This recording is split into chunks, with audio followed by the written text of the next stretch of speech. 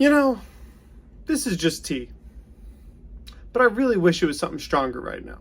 Because I have to talk to you guys about Friday the 13th, Part 8, Jason Takes Manhattan. And I did this to myself.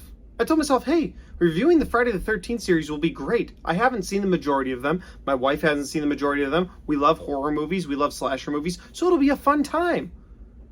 And then we watched the first 4, and I was like, all right, you're starting to lose me. And I hated 5. And then I loved 6. I recommend that to this day. I loved Part 6. It was great. And then 7 was a big step down, but there were some redeemable qualities. And then I saw Friday the 13th, Part 8. I saw it like 2 weeks ago. That's how long I've been sitting on this review, like, just dreading having to talk about this movie. And I'm going to talk about it right now, and then I'm never going to talk about it again. So Friday the 13th, Part 8, Jason Takes Manhattan. Let's do the review.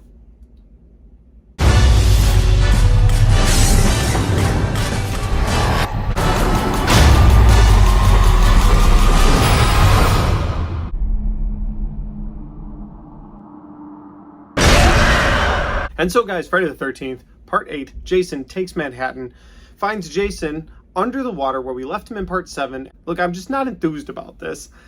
I'm really not. This was the laziest plot, but I'm going to power through. So Jason gets snagged up by somebody's anchor. There's an electric line underwater, and so electricity brings him back to life. And fine. You want to revive him again? You want to revive zombie Jason again? Fine. I was like, okay, well, at least he'll look cool. No, he's back to regular hands and a regular head. In the last 2 movies, he was decomposing, and I loved that about this character. Like, he was a man who was a serial killer who died, who then started to decompose and rot, and then in the next movie had decomposed and rot to the point where you could see skeleton hands, you could see his spine. Like, that was so cool. And in this movie, they're just like, oh no, it all regrew. Yeah, he's fine. So he gets out of the water, and he's just slimy. But that's his only weird quality. This guy's got normal hands again. For what? For what reason? That pissed me off so much. I was like, you could have left that part alone. That was such a cool look for him. But no, you got slimy Jason this time around. Easily the worst looking Jason, and I'm including Part 5 where it wasn't even Jason. See, look, I'm getting heated about this movie, and I haven't even gotten into the real synopsis of this movie. So he gets awoken because this boat's anchor dragged against an electric cable and woke him up. He climbs up on that boat and kills both people on board, and these kills were so ridiculous. Like, the guy just sat there like, no, no, no, no, no, no! Really? And then the girl, she goes and hides, and I give her that, at least she tried to hide. But when he finds her, she just looks at him, and I think she screams, and he just jabs her. He would jab to death. That's how this went. So okay, so that happens. So in all the previous Jason movies, when Jason has woken up or been revived or come back as a zombie, whatever the case may be, he makes his way back to Crystal Lake. He cleans the camp out and he's like, just stay out of my goddamn way and stay out of my goddamn camp. That's all he wants. That's all he's ever wanted. But in this one, he's like, you know what? I'm staying on this boat. We're riding this thing out. And he takes that boat to an even bigger party boat. And of course, this party boat is filled with young adults, one of which weirdly looks like Matt Damon. It's really weird. But he takes this party boat and he starts slaughtering people on board. And it's horrible. It's horrible. One point, he takes a guitar and he hits this girl with the guitar. And then later it shows her dead and it looks like a bullet wound. And I'm like, that didn't look like your face got smashed by a guitar at all. So he takes this party boat all the way to the shores of Manhattan and then chases down the people he didn't kill on the boat because he didn't have enough time apparently. He chases them down to finish them all off one by one and goes through Manhattan in the last 10 minutes of the movie. And then they were like, let's call it Jason Takes Manhattan. No, see, it'll make sense. It'll make sense because he's in Manhattan eventually. Why was this greenlit? Why was this given the okay? Why was money spent on this? Are you telling me that when this movie was made, nobody else had a good plot for Jason? Nobody else had an idea? The best they could come up with was gets woken up by electricity, kills the people on the boat, rides that boat out to another boat, kills the people on that boat, rides that boat out to Manhattan, and then just starts killing people. That's the synopsis of this movie.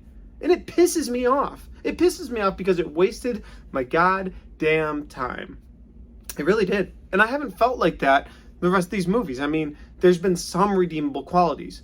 I have not found one redeemable quality from this movie to the point where I never want to watch this movie again. Never. Now, I don't really want to revisit 5 or Part 7 again. I just thought they were bad movies. But this movie is more than a bad movie.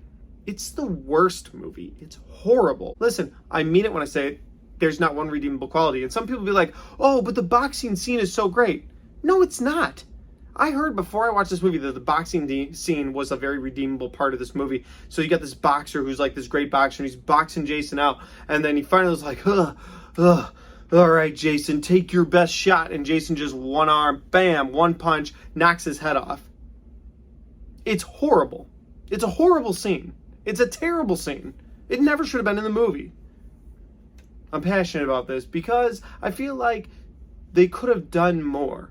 And they just went for the laziest, cheapest way to just spit out another Friday the 13th movie. On top of me disliking the kills in this movie, to the way they were executed, on top of me disliking the plot, you get to the cast of characters who are the hokiest, most ridiculous characters we've ever had in a Friday the 13th movie. I mean that 100%. You've got like this teacher that's on board with a bunch of high schoolers who are graduating, and then one of the high schoolers' dad is the captain of the ship, and he's disappointed in his son for not like knowing everything there is to know about ships.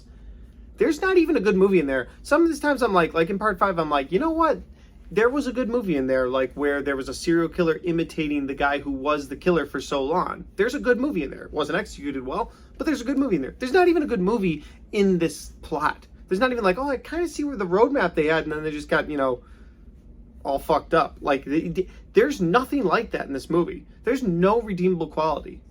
I hated this movie. I hated this movie so much that I'm done talking about it. That's it. I'm not going to say another word about Friday the 13th, Part 8, Jason Takes Manhattan. That's it.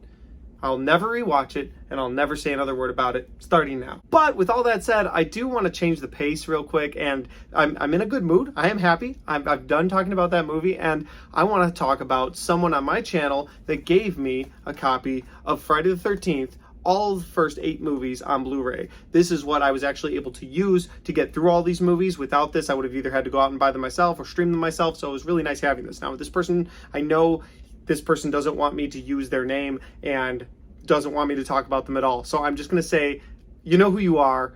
Thank you so much. It really means a lot to me to have these Friday the 13th movies, even though I hated at least 2 of them. The majority of these movies are a really fun time, and I will revisit these in the future. So to you, again, you know who you are. Thank you so much for this Friday the 13th Blu-ray collection pack. All right, with that down and out of the way, guys, that's my review for the movie that I shall no longer speak about on this channel. If you like this review, make sure you hit the like button. If you want to share this review with your friends, make sure you do that by hitting the share button. If you have seen that movie, I'm not going to say it, put your thoughts in your comments in the comment section down below and let me know what you think. Let me know, maybe you found something redeemable out of it, or maybe you're just so much of a Friday the 13th fan, you can find something redeemable out of it. Again, I can't. And then finally, guys, if you haven't subscribed yet, make sure you do that because I got a lot of content coming your way. I will continue the Friday the 13th franchise next week with Friday the 13th Part 9, or I guess just Jason Goes to Hell. They just stopped calling him Friday the 13th. There was a rights issue. So it's just Jason Goes to Hell. So yeah, next week, Jason Goes to Hell. It's something new. At least it's not what I just had to do. So there's that. Also, guys, I do reviews for other things too. So if you're just checking in for the Friday the 13th reviews, if you like newer movies, things that come out week to week, I try to put at least one on my channel each week. Last weekend, I was able to put up Bullet Train, and I put up Prey, the new Predator prequel. So if you haven't seen that and you're curious about my thoughts on that, go check that video out. And yeah, thanks for watching this video all the way to the very end. I appreciate it. Thanks for watching. I'll see you next time.